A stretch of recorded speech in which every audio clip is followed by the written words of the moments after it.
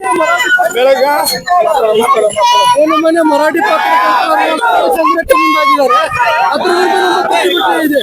ಈಗಾಗಲೇ ಮರಾಠಿ ಪತ್ರಕರ್ತರು ಸಹಿ ಸಂಗ್ರಹ ಮಾಡಿ ಸುಪ್ರೀಂ ಕೋರ್ಟ್ ಕಳಿಸುವಂತ ಮಾಡಿದ್ದಾರೆ. ಗಡಿ ವಿಷಯದಲ್ಲಿ ಇವರು ಪತ್ರಕರ್ತರ ಏನ್ ಕಾರಣ ಹೇಳಿ, ಅದಕ್ಕಾಗಿ ಇವರು ಸಹಿ ಸಂಗ್ರಹ ಮಾಡಿ ಸುಪ್ರೀಂ ಕೋರ್ಟ್ಗೆ ಸಲ್ಲಿಕೆ ಮಾಡ್ತಾ ಇದ್ದಾರೆ.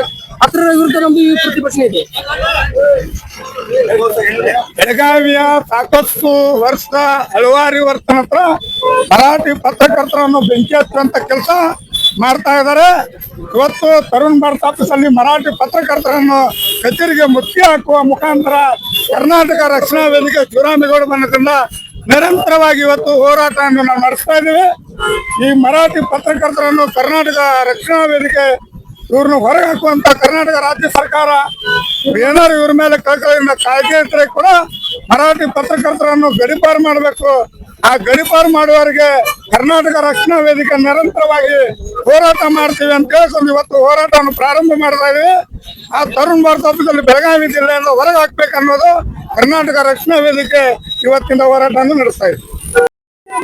ಬೆಳಗ್ಗೆ ಏನು ಮನೆ ಮರಾಠಿ ಪತ್ರಕರ್ತರ ಸಂಘಟನೆ ಮುಂದಾಗಿದ್ದಾರೆ. ಅದ್ರ ವಿರುದ್ಧ ನಮ್ಮ ಪ್ರತಿಭಟನೆ ಇದೆ.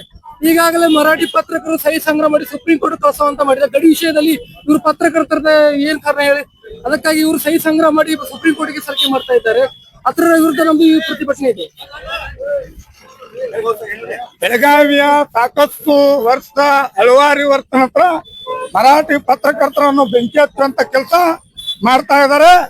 ಇವತ್ತು ತರುಣ್ ಭಾರತ್ ಆಫೀಸ್ ಅಲ್ಲಿ ಮರಾಠಿ ಪತ್ರಕರ್ತರನ್ನು ಕಚೇರಿಗೆ ಮುತ್ತಿಗೆ ಹಾಕುವ ಮುಖಾಂತರ ಕರ್ನಾಟಕ ರಕ್ಷಣಾ ವೇದಿಕೆ ಶಿವರಾಮೇಗೌಡ ಬಣದಿಂದ ನಿರಂತರವಾಗಿ ಇವತ್ತು ಹೋರಾಟವನ್ನು ನಾವು ನಡೆಸ್ತಾ ಇದ್ದೀವಿ. ಈ ಮರಾಠಿ ಪತ್ರಕರ್ತರನ್ನು ಕರ್ನಾಟಕ ರಕ್ಷಣಾ ವೇದಿಕೆ ಇವ್ರನ್ನ ಹೊರಗೆ ಹಾಕುವಂತ ಕರ್ನಾಟಕ ರಾಜ್ಯ ಸರ್ಕಾರ ಏನಾದ್ರು ಇವ್ರ ಮೇಲೆ ಕಳಕಳಿಯಿಂದ ಕಾಯ್ದೆ ಇದ್ರೆ ಕೂಡ ಮರಾಠಿ ಪತ್ರಕರ್ತರನ್ನು ಗಡೀಪಾರು ಮಾಡಬೇಕು. ಆ ಗಡೀಪಾರು ಮಾಡುವವರಿಗೆ ಕರ್ನಾಟಕ ರಕ್ಷಣಾ ವೇದಿಕೆ ನಿರಂತರವಾಗಿ ಹೋರಾಟ ಮಾಡ್ತೀವಿ ಅಂತ ಹೇಳ್ಕೊಂಡು ಇವತ್ತು ಹೋರಾಟವನ್ನು ಪ್ರಾರಂಭ ಮಾಡ್ತಾ ಇದೀವಿ. ಆ ತರುಣ್ ಭಾರತ್ ಆಫೀಸಲ್ಲಿ ಬೆಳಗಾವಿ ಜಿಲ್ಲೆಯಿಂದ ಹೊರಗೆ ಹಾಕ್ಬೇಕು ಅನ್ನೋದು ಕರ್ನಾಟಕ ರಕ್ಷಣಾ ವೇದಿಕೆ ಇವತ್ತಿನ ಹೋರಾಟವನ್ನು ನಡೆಸ್ತಾ ಇದೆ.